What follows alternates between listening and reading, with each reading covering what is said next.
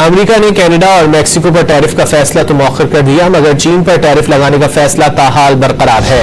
अमेरिकी सदर Donald Trump tariff के मामले पर चीनी सदर से जल्द गुफ्तगू करेंगे। इस दौरान दोनों मुल्कों के दरमियान किसी मुआहदे पर इत्तेफाक का इम्कान है।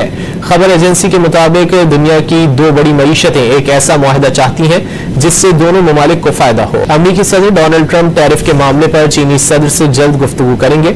इस दौरान दोनों मुल्कों के दरमियान किसी मुआहदे पर इत्तेफाक का इम्कान है।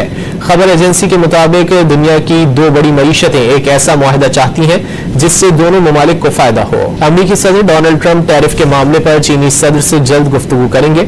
इस दौरान दोनों मुल्कों के दरमियान किसी मुआहदे पर इत्तेफाक का इम्कान है।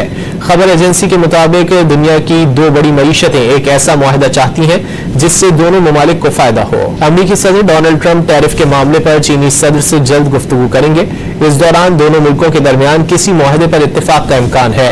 खबर एजेंसी के मुताबिक दुनिया की दो बड़ी मईशतें एक ऐसा मुआहदा चाहती हैं जिससे दोनों ममालिक को फायदा हो।